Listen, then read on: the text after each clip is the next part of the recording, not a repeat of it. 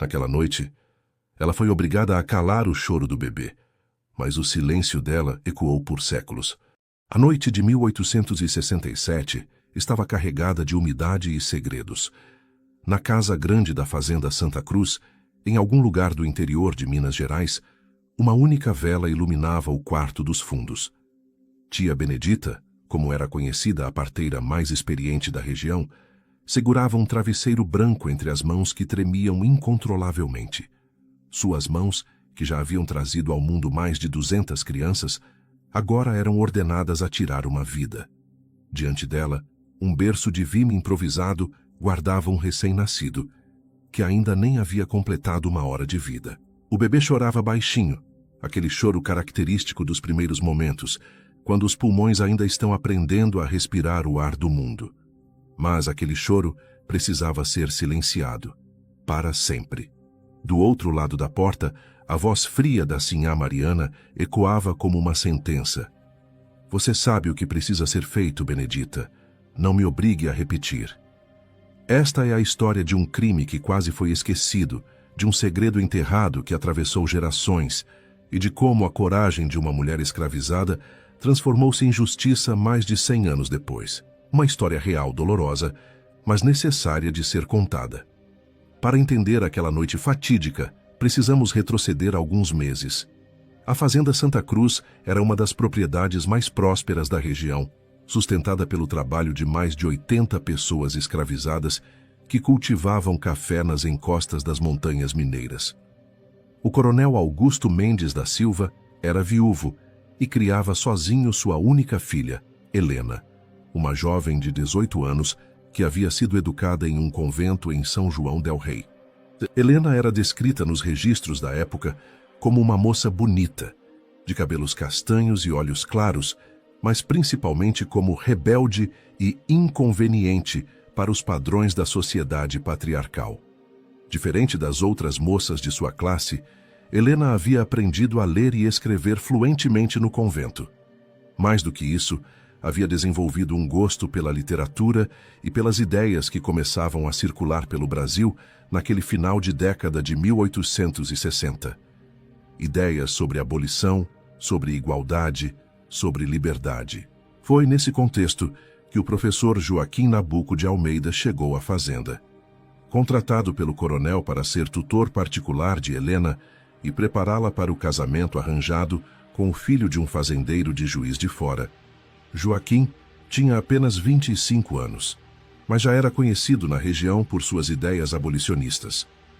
Filho de um comerciante português e de uma brasileira, Joaquim havia estudado direito em São Paulo e voltara a Minas com a cabeça fervilhando de ideais republicanos e abolicionistas. Ele escrevia artigos para jornais da capital usando pseudônimos e, segundo relatos da época, participava secretamente de uma rede que ajudava pessoas escravizadas a fugirem para quilombos. O que ninguém na fazenda poderia prever era que, entre lições de francês e discussões sobre literatura romântica, nasceria uma paixão proibida entre a pupila e o mestre. Helena e Joaquim começaram a se encontrar secretamente na biblioteca da Casa Grande. Ela, fascinada por aquele homem que falava de liberdade e dignidade humana. Ele, encantado pela inteligência e coragem daquela jovem que ousava questionar o mundo ao seu redor. Tia Benedita observava tudo de longe. Com seus 60 anos de idade e 4 décadas de servidão, ela havia aprendido a enxergar o que outros não viam. Conhecia cada som daquela casa, cada segredo sussurrado, cada mentira contada, e foi ela quem primeiro percebeu quando Helena começou a ter enjoos matinais.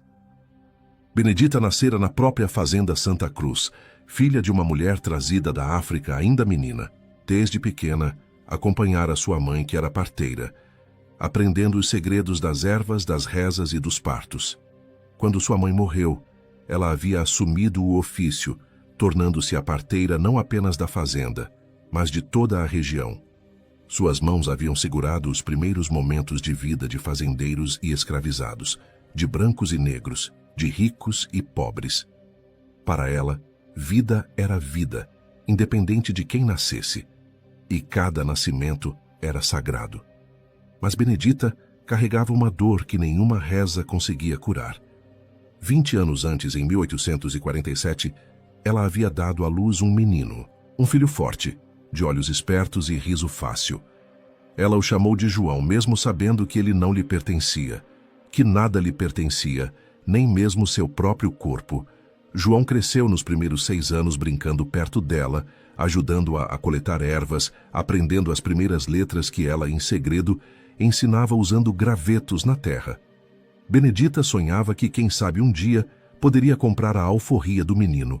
Juntava cada moedinha que recebia por partos feitos em outras fazendas. Mas o coronel tinha outros planos. Numa tarde de 1853, um comerciante de escravos de Vassouras chegou à fazenda. Vinha buscar mercadoria jovem para as lavouras de café do Vale do Paraíba. João tinha apenas 6 anos quando foi arrancado dos braços de Benedita. Ela nunca mais o viu. Nunca soube se ele sobreviveu ao trabalho nas plantações, se cresceu, se teve filhos, se era feliz, se estava vivo. Aquele pedaço dela foi arrancado e levado, e nada que ela fizesse traria seu filho de volta. Desde então, Benedita fez um juramento silencioso. Jamais permitiria que outra mãe sentisse aquela dor, se estivesse ao seu alcance impedir. Quando Helena procurou Benedita em lágrimas, confirmando o que a parteira já suspeitava, a velha senhora segurou as mãos da moça e disse apenas: "Não se preocupe, minha filha, eu cuido de você." Durante meses, Benedita conseguiu esconder a gravidez de Helena. Usava técnicas que aprendera com sua mãe. Faixas específicas, vestidos estrategicamente costurados, posicionamentos cuidadosos. Helena ficava cada vez mais reclusa, alegando mal-estar e melancolia. O professor Joaquim, ao descobrir a gravidez, quis assumir a criança. Propôs fugir com Helena, casarem-se, começarem uma vida nova em outra província. Mas Helena sabia que isso significaria a ruína total. Seria deserdada, perseguida, marcada como desonrada. E Joaquim, provavelmente assassinado pelo coronel e seus capangas. Foi Helena quem tomou a decisão impossível. A criança precisava desaparecer. A noite de 15 de outubro de 1867 seria marcada na memória de Benedita para sempre. Helena entrou em trabalho de parto durante o jantar. O coronel estava viajando para Ouro Preto, tratando de negócios, e apenas assim a Mariana, esposa do capataz e governanta da Casa Grande, estava presente. Mariana era uma mulher endurecida pelo tempo e pela ambição. Havia chegado à fazenda 10 anos antes, casando-se com o capataz como forma de ascender socialmente. Ela vivia da aprovação do coronel e via em Helena sua chance de garantir o futuro. O casamento arranjado da moça traria prestígio e conexões importantes. Quando percebeu que Helena estava em trabalho de parto, Mariana entrou em pânico. Ela sabia que um bebê arruinaria todos os planos. O noivo escolhido para Helena era conhecido por sua rigidez moral. Jamais aceitaria uma esposa que carregasse tal desonra. Foi Mariana quem ordenou a Benedita: "Esse bebê não pode viver. É você quem vai fazer o que precisa ser feito. Ou eu mesma faço, mas antes faço você e aquela infeliz sumirem desta terra." O parto durou 6 horas. Benedita rezava baixinho enquanto ajudava Helena a trazer aquela criança ao mundo. Era um menino, pequeno, mas saudável, de pele morena clara e uma cabeleira escura. Quando o bebê deu seu primeiro choro, Helena desabou em lágrimas. Quis segurá-lo, mas Mariana arrancou a criança de seus braços antes mesmo que o cordão umbilical fosse cortado. "Você não vai olhar para ele. Vai esquecer que isso aconteceu. Amanhã diremos que você teve uma crise de febre e em 2 meses estará casada e longe daqui", disse Mariana, empurrando o bebê nos braços de Benedita. Então veio a ordem que congelou o sangue da parteira. "Pegue o travesseiro. Faça rápido. Depois você enterra o corpo no mato e nunca mais falamos nisso." Benedita pegou o bebê, ainda ligado à mãe pelo cordão que pulsava a vida. Olhou para Helena, que chorava em silêncio, virando o rosto para a parede. Olhou para Mariana, cuja expressão não carregava um pingo de humanidade, e olhou para aquele bebê, que chorava baixinho, buscando instintivamente o calor, o leite, o colo. Naquele momento, Benedita viu o rosto de João, seu filho perdido. Viu todas as crianças que ajudaram a nascer. Viu todas as mães que abraçaram seus bebês pela primeira vez e tomou uma decisão que mudaria o curso de gerações futuras. Com as mãos tremendo, Benedita segurou o travesseiro sobre o berço improvisado. Mariana observava de braços cruzados, impaciente. Vai fazer ou não? Ou prefere que eu chame o capataz para dar um jeito em você também? Benedita fechou os olhos e começou a rezar em voz alta, numa mistura de português e iorubá que sua mãe lhe ensinara. Mariana revirou os olhos, mas permitiu. Afinal, era costume que as parteiras rezassem pelos mortos. O que Mariana não sabia era que aquela reza era um código. Benedita havia passado décadas cultivando uma rede secreta de resistência. Como parteira, ela circulava livremente entre fazendas, visitava senzalas, conhecia quilombos escondidos nas montanhas. Participava de uma corrente clandestina que ajudava pessoas escravizadas a fugirem, que escondia crianças ameaçadas, que protegia quem precisava desaparecer. Enquanto rezava, Benedita pressionou o travesseiro ao lado do bebê, não sobre ele.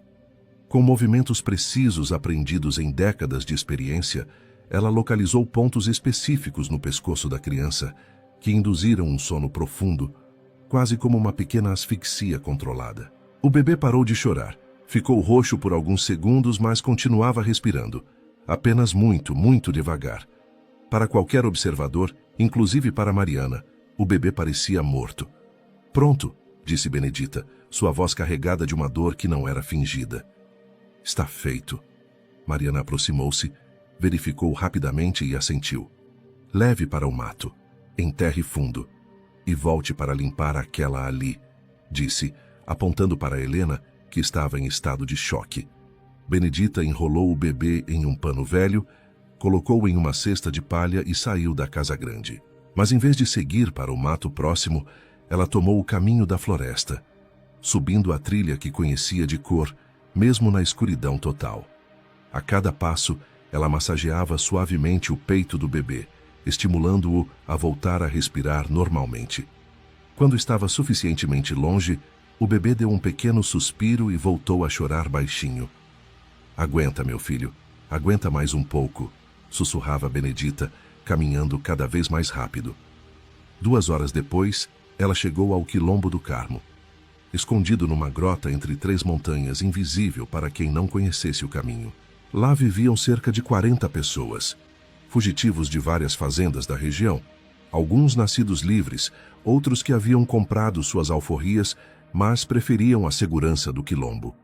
A líder do quilombo era a tia Josefa, uma mulher de 70 anos que havia fugido ainda menina e construído aquela comunidade ao longo de décadas.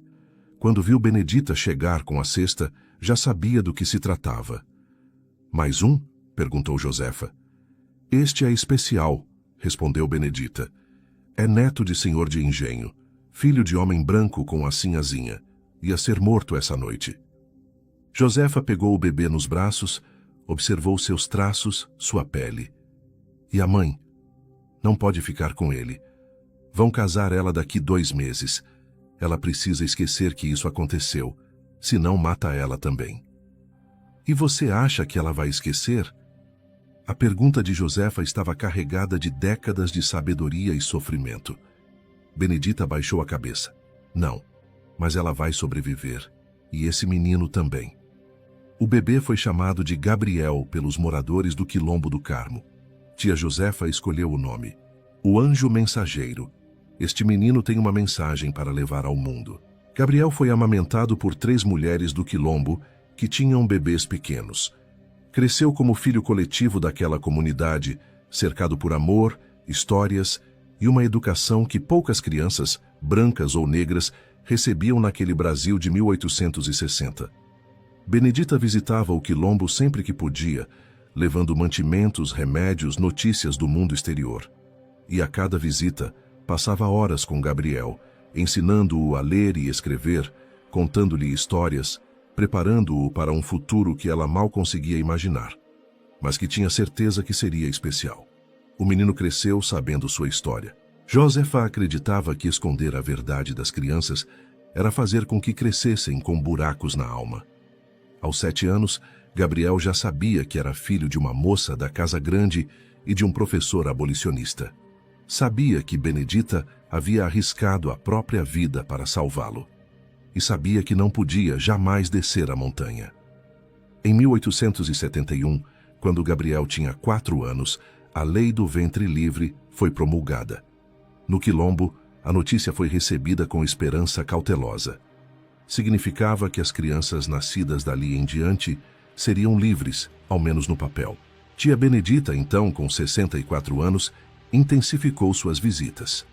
Ela sabia que seu tempo era limitado. A artrite tomava suas mãos, o cansaço tomava seu corpo. Mas tinha uma missão: garantir que Gabriel sobrevivesse, crescesse forte e de alguma forma contasse aquela história. Foi assim que Benedita começou a escrever seu diário.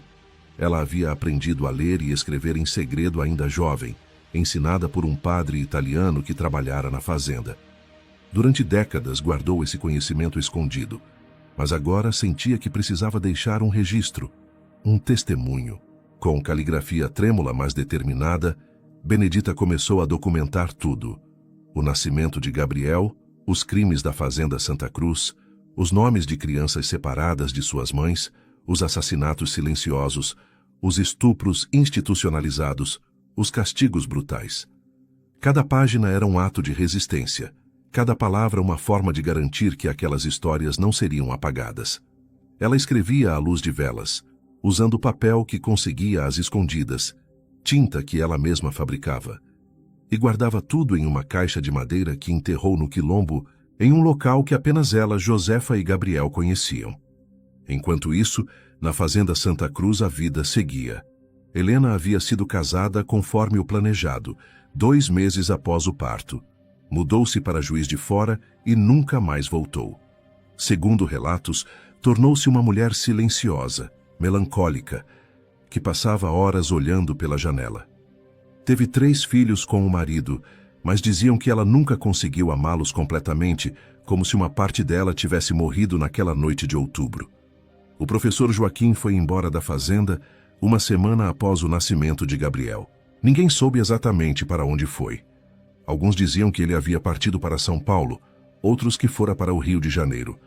O que se sabe é que ele continuou sua militância abolicionista até 1888, quando a abolição finalmente foi decretada. Morreu em 1892, sozinho, sem nunca saber que seu filho havia sobrevivido. Gabriel cresceu e tornou-se um jovem forte e inteligente. Aos 15 anos, em 1882, com a ajuda da rede clandestina que havia protegido sua vida, foi enviado para o Rio de Janeiro com documentos falsos que o identificavam como homem livre, filho de comerciantes baianos. Tia Benedita morreu em 1880, aos 73 anos, mas antes disso conseguiu garantir que Gabriel tivesse recursos para estudar.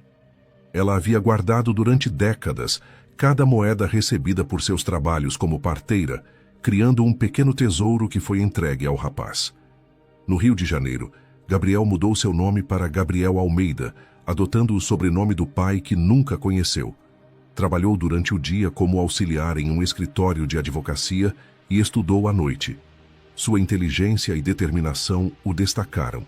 Quando a abolição foi decretada em 1888, Gabriel tinha 21 anos e havia acabado de conseguir seu primeiro emprego como escrevente em um tribunal. Chorou ao ler a Lei Áurea, pensando em tia Benedita, em sua mãe Helena, que nunca conheceu, em tia Josefa e em todos do Quilombo que o criaram. Gabriel casou-se em 1890 com Amélia, uma professora negra que também era filha de ex-escravizados. Tiveram 4 filhos, entre eles Tomás, nascido em 1895, que herdou do pai a paixão por justiça e educação. Gabriel nunca voltou à fazenda Santa Cruz. Sentia que aquele lugar guardava fantasmas que não estava pronto para enfrentar, mas contou sua história para seus filhos, netos, para qualquer pessoa que quisesse ouvir. Participou ativamente de movimentos por direitos civis, por educação para negros, por reparação histórica. Tomás, seu filho, Formou-se em Direito em 1920 e seguiu os passos do pai, trabalhando com causas de direitos civis e trabalhistas. Tomás teve 3 filhos, entre eles João, nascido em 1928, que cresceu ouvindo as histórias do avô Gabriel sobre a parteira que salvou sua vida, sobre o quilombo, sobre a injustiça da escravidão. João, por sua vez, formou-se em História e dedicou sua vida a pesquisar a história da escravidão no Brasil. Teve 2 filhos, e o mais novo, Miguel, nasceu em 1965, em plena ditadura militar, em um Brasil que ainda lutava contra as feridas abertas pela escravidão. Miguel Almeida cresceu cercado por histórias. Histórias de bisavô Gabriel, de tia Benedita, do Quilombo do Carmo. Mas para ele, durante muito tempo, aquilo parecia quase mitológico. Histórias familiares que misturam fato e ficção ao longo das gerações. Miguel formou-se em Direito em 1988, exatamente 100 anos após a abolição da escravatura. Era um símbolo que ele levava com orgulho. Especializou-se em direitos humanos e causas de reparação histórica, trabalhando principalmente com comunidades quilombolas que lutavam pelo reconhecimento de suas terras. Em 2015, aos 50 anos, Miguel foi procurado por um grupo de pesquisadores da Universidade Federal de Minas Gerais que estava mapeando quilombos históricos da região. Quando mencionaram o Quilombo do Carmo, o coração de Miguel acelerou. "Vocês encontraram vestígios?" perguntou, tentando conter a emoção. "Mais do que vestígios, encontramos a comunidade. Ainda existe, agora legalizada, com cerca de 80 famílias descendentes dos quilombolas originais. E eles têm documentos, histórias e uma caixa que dizem pertencer a uma parteira chamada Benedita." Miguel sentiu as pernas fraquejarem. As histórias que ouvia desde criança, que seu pai, avô e bisavô contavam, poderiam ser mais do que memórias. Poderiam ter provas. 3 semanas depois, Miguel estava na comunidade do Quilombo do Carmo, oficialmente reconhecida como território quilombola, em 2012. A presidente da associação comunitária, Dona Lourdes, uma senhora de 80 anos, o recebeu com lágrimas nos olhos. "Nós sabíamos que você viria um dia. Tia Josefa, minha bisavó, sempre dizia, o menino Gabriel vai voltar. Talvez não ele, mas seu sangue vai voltar. E quando voltar, vai trazer justiça." Dona Lourdes levou Miguel até uma pequena capela construída pela comunidade. No altar, além das imagens de santos, havia uma caixa de madeira escura pelo tempo, mas surpreendentemente preservada. "Está aqui desde sempre. Minha bisavó disse que só poderia ser aberta quando um Almeida voltasse. Como vamos saber quem é um Almeida?" Eu perguntava. Ela sorria e dizia, "Você vai saber. O coração vai reconhecer." Com mãos trêmulas, Miguel abriu a caixa. Dentro da caixa, cuidadosamente envolvidos em panos que um dia foram brancos, estavam 3 cadernos de capa dura, amarelados pelo tempo. A caligrafia era irregular, às vezes firme, às vezes trêmula, mas absolutamente legível. Miguel começou a ler, e foi como se o tempo se dobrasse. A voz de tia Benedita ressurgia através daquelas páginas, atravessando mais de 140 anos para finalmente ser ouvida. 15 de outubro de 1867. Hoje cometi o crime mais sagrado de minha vida. Desobedeci ordem de assassinato. Salvei a vida de uma criança que carrega sangue de senhor e sangue de abolicionista. Não sei se vou pagar com minha vida por isso, mas sei que não poderia ter feito diferente. Já perdi um filho. Não permitiria que outra criança morresse pelas mãos que foram feitas para dar vida. Página após página, Benedita documentava não apenas a história de Gabriel, mas décadas de atrocidades na fazenda Santa Cruz. O estupro sistemático de mulheres escravizadas pelo coronel e seus filhos, a venda de crianças arrancadas dos braços de suas mães, os assassinatos de pessoas escravizadas que tentavam fugir, os castigos brutais aplicados pelo capataz, a conivência das autoridades locais que recebiam subornos do coronel. Mas o diário também guardava algo que ninguém esperava: provas documentais. Benedita, em suas décadas trabalhando na Casa Grande, havia coletado discretamente documentos. Recibos de venda de pessoas escravizadas, cartas comprometedoras, registros de castigos, anotações sobre crianças nascidas de estupros. Ela escondia tudo em locais estratégicos e periodicamente transportava para o quilombo. Entre os documentos, havia também certidões de batismo adulteradas, registros de óbitos falsos, correspondências entre fazendeiros combinando esquemas de compra e venda de pessoas após a Lei Eusébio de Queiroz ter proibido o tráfico atlântico em 1850. Mais impressionante ainda, Benedita havia registrado nomes. Centenas de nomes de pessoas escravizadas, suas idades aproximadas, suas histórias, suas famílias. Para muitas dessas pessoas, aquele diário era a única prova de que haviam existido. E no meio de tudo isso, a história completa do nascimento de Gabriel. O nome completo de Helena, Helena Maria Mendes da Silva. O nome do professor Joaquim Nabuco de Almeida. A ordem de assassinato dada por Mariana Carvalho da Silva, esposa do capataz Antônio da Silva. Miguel leu durante horas, chorando, rindo, sentindo raiva, sentindo orgulho. Ali estava a história de sua família, mas também a história de milhares de famílias brasileiras cujas histórias foram apagadas, silenciadas, enterradas. Mas agora, aquelas histórias voltavam à luz. Miguel sabia que tinha em mãos algo extraordinário, mas também sabia que precisava ser cuidadoso. Aqueles documentos eram frágeis, tinham mais de século e meio e precisavam ser preservados adequadamente. Ele procurou a Universidade Federal de Minas Gerais, que prontamente disponibilizou uma equipe de historiadores, arqueólogos e especialistas em conservação de documentos. Durante meses, cada página foi cuidadosamente digitalizada, analisada, contextualizada. A equipe de historiadores confirmou: os documentos eram autênticos. A caligrafia de Benedita foi verificada e comparada com outros registros da época. Os nomes mencionados foram cruzados com registros de cartórios, arquivos da igreja, documentos de fazendas. Tudo batia. Mais do que isso, a Fazenda Santa Cruz ainda existia. Havia mudado de nome para a Fazenda Nova Esperança, mas continuava sendo propriedade de descendentes do coronel Augusto Mendes da Silva. Parte das terras havia sido vendida ao longo dos anos, mas o núcleo principal, incluindo a Casa Grande original, permanecia com a família. Miguel então tomou uma decisão. Ele iria processar os descendentes do coronel e buscar reparação histórica para os descendentes das pessoas escravizadas na fazenda. Não foi fácil. A família Mendes da Silva, ainda influente na região, contratou os melhores advogados e moveu todas as suas influências para abafar o caso.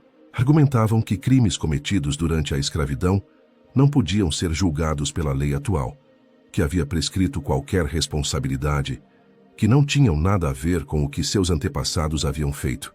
Mas Miguel não estava sozinho. A história de tia Benedita e do diário tomou proporções nacionais. Organizações de direitos humanos, movimentos negros, comunidades quilombolas de todo o Brasil se uniram em apoio. O caso foi parar no Superior Tribunal de Justiça. Juristas debatiam: é possível responsabilizar descendentes por crimes de seus antepassados? Como reparar injustiças históricas? Quais os limites da justiça quando se trata de feridas que atravessam gerações? Miguel argumentava que não se tratava de culpa hereditária, mas de justiça restaurativa. A família Mendes da Silva havia construído sua fortuna em cima do trabalho escravizado, do sofrimento de centenas de pessoas. Essa riqueza foi passada de geração em geração. Enquanto isso, os descendentes das pessoas escravizadas continuavam marginalizados, sem acesso a terras, educação, oportunidades. Não estou pedindo que prendam ninguém pelos crimes de 1867, dizia Miguel em suas argumentações. Estou pedindo que reconheçam que essa dívida histórica existe e que tomem medidas concretas para repará-la. Durante o processo, algo inesperado aconteceu.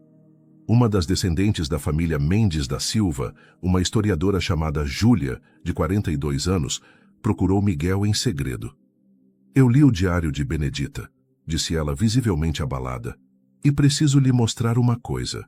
Júlia levou Miguel até a antiga Casa Grande, agora transformada em museu privado da família. No sótão, entre baús de roupas antigas e móveis cobertos por panos brancos, ela abriu uma pequena arca de ferro. Esta arca pertenceu a Helena, minha tataravó. Quando ela morreu em 1920, deixou instruções específicas de que nunca fosse aberta. Mas depois de ler o diário de Benedita, eu precisei saber. Dentro da arca, cartas. Dezenas de cartas escritas por Helena ao longo de 53 anos endereçadas a meu filho onde quer que esteja. Miguel pegou uma das cartas com mãos trêmulas e começou a ler. Meu filho, hoje você faz 1 ano, ou faria se estivesse vivo. Mas eu sei que você não está. Tentar novamente continue e no final CTA dizem que você morreu naquela noite, que foi enterrado no mato. Mas às vezes, quando fecho os olhos, sinto seu coração batendo. Ouço seu choro. Será loucura? Será culpa? Será a dor que nunca cicatriza? Eu te segurei por apenas alguns segundos. Não consegui olhar seu rosto direito, mas gravei cada detalhe que pude.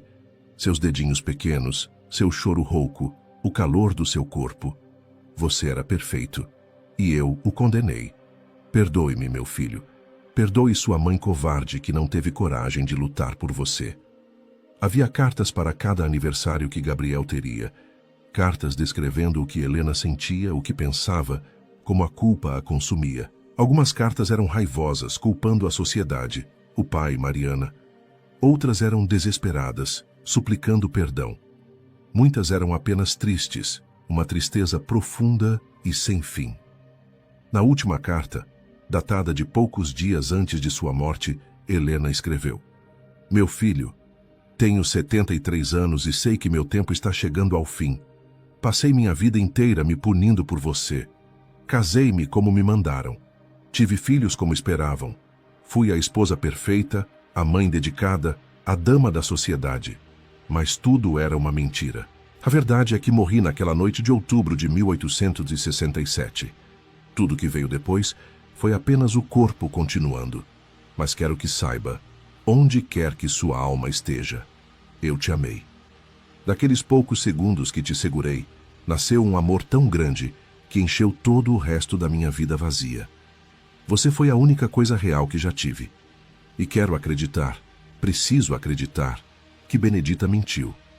Que ela, com sua bondade infinita, com suas mãos que só sabiam dar vida, não foi capaz de tirar a sua. Quero acreditar que você está vivo, em algum lugar livre, feliz, completo. Se por algum milagre isso for verdade, saiba, sua mãe nunca esqueceu você. Nem por um dia, nem por uma hora. Com amor eterno, Helena. Miguel leu a carta 3 vezes, lágrimas escorrendo livremente. Aquela era sua bisavó. Uma mulher que ele nunca conheceu, mas que o amou antes mesmo de saber que ele existiria. Júlia estava chorando também. Toda minha vida ouvi histórias sobre como tataravó Helena era melancólica, distante, estranha. Agora eu entendo. E entendo também que minha família foi construída sobre dor, sobre injustiça, sobre vidas destruídas. Ela olhou para Miguel nos olhos. Eu vou testemunhar. Vou contar tudo o que sei. Minha família pode me repudiar, pode me deserdar, mas não posso mais viver com isso. O processo durou 3 anos. Foi um dos casos mais complexos e midiáticos da história jurídica brasileira. Especialistas em direito, história, sociologia, economia debatiam não apenas o caso específico da Fazenda Santa Cruz, mas toda a questão da reparação histórica pela escravidão no Brasil. Miguel apresentou o diário de Benedita como evidência central. Historiadores testemunharam sobre sua autenticidade. Descendentes de outras pessoas escravizadas na fazenda foram localizados e também se juntaram ao processo. A comunidade do Quilombo do Carmo foi representada. As cartas de Helena, apresentadas por Júlia, trouxeram uma dimensão humana impossível de ignorar. Mostravam que mesmo aqueles que faziam parte da estrutura escravocrata eram, em alguma medida, vítimas do sistema, embora, claro, em escala infinitamente menor do que aqueles que eram escravizados. O advogado de defesa da família Mendes da Silva argumentava que não se pode julgar o passado com os valores do presente, que a escravidão era legal naquela época, que não havia base jurídica para reparações. Miguel rebatia. A escravidão pode ter sido legal, mas nunca foi moral, nunca foi justa. E o Diário de Benedita documenta não apenas a escravidão legal, mas crimes que eram ilegais mesmo naquela época. Assassinatos, estupros, ocultação de cadáveres. Além disso, não estamos pedindo prisão ou punição criminal aos descendentes. Estamos pedindo reconhecimento, memória e reparação. Em 2018, o tribunal proferiu uma sentença histórica. A Fazenda Nova Esperança, antiga Santa Cruz, deveria destinar 40% de suas terras para a ampliação do território do Quilombo do Carmo, reconhecendo que aquela comunidade foi formada por pessoas que fugiram ou foram salvas da fazenda. A família Mendes da Silva deveria criar um fundo de reparação de 50 milhões de reais, a ser distribuído entre descendentes comprovados de pessoas escravizadas na fazenda. A Casa Grande deveria ser transformada em um memorial público, contando a história real da escravidão, com o Diário de Benedita como peça central. A família deveria emitir um pedido público de desculpas pelos crimes cometidos por seus antepassados. Investimento em educação. Criação de bolsas de estudo integrais para descendentes das pessoas escravizadas da fazenda. Foi uma vitória parcial. Alguns membros da família Mendes da Silva recorreram. Outros cumpriram a sentença de má vontade. Mas era um precedente. Era um passo.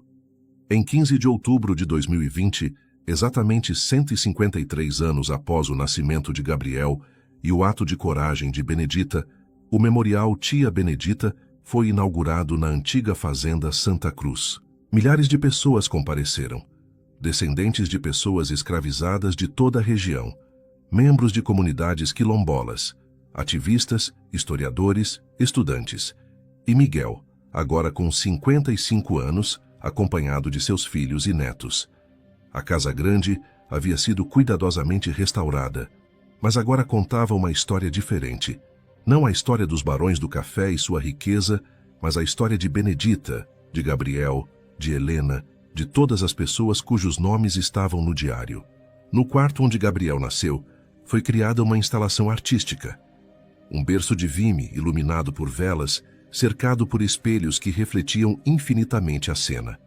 Ao fundo, uma gravação de um bebê chorando, representando todos os bebês que foram separados de suas mães. Todos os que não sobreviveram, todos os que foram silenciados. Na sala principal, o Diário de Benedita estava exposto em uma vitrine climatizada, aberto na página que descreve o nascimento de Gabriel. Ao lado, as cartas de Helena. E nas paredes, os nomes. Todos os nomes que Benedita registrou. Cada pessoa que passou pela fazenda. Cada vida que ela tentou preservar, ao menos na memória. Durante a cerimônia, Dona Lourdes, presidente da comunidade do Quilombo do Carmo, fez um discurso emocionado. Tia Benedita nos ensinou que resistência não é apenas lutar com armas ou fugir no meio da noite. Resistência é manter a humanidade onde querem tirar ela de você. É escolher dar vida quando mandam você tirar. É documentar a verdade quando tentam apagar a história. É amar quando só querem que você odeie. Júlia também falou, representando a família Mendes da Silva.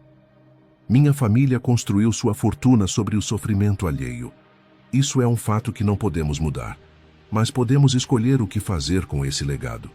Eu escolho reconhecer, pedir perdão e trabalhar para reparar.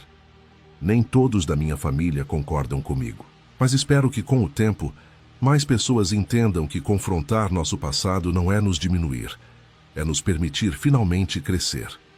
Miguel foi o último a falar. Ele segurou o medalhão que sempre carregava. Dentro dele, uma foto de Gabriel, seu bisavô, aos 70 anos, sorrindo. Tia Benedita salvou uma vida naquela noite, mas ela fez mais do que isso. Ela plantou uma semente de justiça que levou mais de um século para germinar. Meu bisavô Gabriel viveu até os 92 anos. Morreu livre, rodeado de filhos, netos e bisnetos. Ele viu a abolição, viu a república, viu o Brasil mudar, ainda que devagar. Ele sempre dizia, não sobrevivi àquela noite para viver pequeno, sobrevivi para ser grande, para fazer barulho, para garantir que nenhuma outra criança tenha que ser escondida para poder viver. Este memorial não é sobre vingança, é sobre memória. É sobre garantir que tia Benedita, Helena, Gabriel e os milhares de pessoas cujos nomes estão nestas paredes não sejam esquecidos, porque quando esquecemos a história, permitimos que ela se repita. 5 anos após a inauguração do memorial, os impactos continuam se espalhando. O Memorial Tia Benedita se tornou um dos mais visitados centros de memória da escravidão no Brasil, recebendo mais de 100 mil visitantes por ano. Escolas de todo o país incluem a história de Benedita e Gabriel em seus currículos. A história foi adaptada para teatro, cinema, literatura infantil. O Quilombo do Carmo, com o território expandido, tornou-se uma comunidade próspera. A terra, que antes era de sofrimento, agora produz café orgânico, vendido com o selo Café Tia Benedita, cultivado em terra de liberdade. A renda sustenta a comunidade e financia projetos educacionais. O Fundo de Reparação já beneficiou mais de 3 mil famílias descendentes de pessoas escravizadas da região. Muitos conseguiram pela primeira vez acesso a ensino superior, moradia digna, tratamentos médicos. Mas talvez o impacto mais profundo seja silencioso, individual. São as milhares de pessoas negras que visitam o memorial e pela primeira vez veem suas histórias sendo contadas, preservadas, honradas, que entendem que seus antepassados não foram apenas vítimas passivas, mas resistiram, lutaram, sobreviveram com dignidade. São as crianças que aprendem sobre tia Benedita e entendem que heróis não são apenas pessoas com superpoderes ou grandes exércitos. São pessoas comuns que fazem escolhas extraordinárias em momentos impossíveis. São os pesquisadores que, inspirados pelo Diário de Benedita, começaram a procurar outros documentos escondidos, outras histórias silenciadas, outros diários enterrados em quilombos e sótãos por todo o Brasil. Miguel, agora aposentado, dedica seu tempo a dar palestras, orientar jovens advogados que querem trabalhar com reparação histórica e a escrever um livro sobre toda a jornada, desde aquela noite em 1867 até hoje. Seus netos, Beatriz e Gabriel, sim, nomeado em homenagem ao bisavô, crescem ouvindo as histórias. Mas para eles, não são apenas histórias, são parte de sua identidade, de seu propósito. Beatriz, aos 14 anos, já fala em ser historiadora. Gabriel, aos 11, quer ser advogado como o avô. Ambos sabem que carregam um legado. O grito silencioso daquela noite de outubro ecoa neles também. Em noites silenciosas, quando o vento sopra pelas montanhas de Minas Gerais, os moradores mais antigos do Quilombo do Carmo juram que às vezes ainda ouvem um choro de bebê, suave e distante. Não é um som assustador, é reconfortante. É o lembrete de uma vida que quase foi apagada, mas sobreviveu. De um segredo que quase foi enterrado, mas ressurgiu. De uma injustiça que quase foi esquecida, mas foi confrontada. Tia Benedita não tinha poder, dinheiro ou status. Era uma mulher escravizada, envelhecida, marcada pela dor de ter perdido seu próprio filho. Mas tinha algo que nenhum senhor de escravos, nenhuma lei injusta, nenhuma estrutura de opressão poderia tirar dela. Sua humanidade, sua compaixão, sua coragem de escolher a vida quando mandavam escolher a morte. E essa escolha, feita em uma fração de segundo naquela noite de 1867, com as mãos tremendo sobre um travesseiro, ecoou através de gerações. Salvou não apenas uma vida, mas dezenas de vidas. Todos os descendentes de Gabriel que existem hoje por causa daquele ato. Mais do que isso, sua decisão de documentar, de escrever, de preservar a verdade, mesmo sem saber se alguém algum dia leria aquelas palavras, garantiu que centenas de histórias não fossem apagadas. O grito silencioso daquela noite, o choro de um bebê que deveria ter sido morto, mas foi salvo, transformou-se no grito alto e claro da justiça, ecoando por gerações, exigindo reconhecimento, memória, reparação. Porque a verdadeira força de um grito não está no volume, mas na persistência. E o grito de tia Benedita: não permitirei que mais uma vida seja tirada, continua ecoando, inspirando, transformando. A cada pessoa que visita o memorial e aprende a verdade, a cada criança que ouve a história e entende que resistência é possível. A cada documento encontrado, a cada nome recuperado, a cada injustiça confrontada, o grito ecoa, e enquanto ecoar, a memória permanece. E enquanto a memória permanecer, a justiça é possível. E enquanto a justiça for possível, há esperança. Esta história é baseada em eventos reais e representa milhares de histórias que foram silenciadas, mas não podem ser esquecidas. Compartilhe esta história. A memória é uma forma de justiça. Quanto mais pessoas conhecerem histórias como a de Tia Benedita, mais difícil será apagar nossa história. Se esta história tocou você, deixe um comentário contando como. Se você tem uma história familiar sobre escravidão, resistência ou sobrevivência, compartilhe conosco. Todas essas vozes importam. Inscreva-se no canal para mais histórias que precisam ser contadas. A próxima pode ser ainda mais próxima de você do que imagina. Não podemos mudar o passado, mas podemos escolher o que fazer com seu legado. Cada um de nós carrega a responsabilidade de garantir que essas histórias não sejam esquecidas e que os erros do passado não se repitam no presente.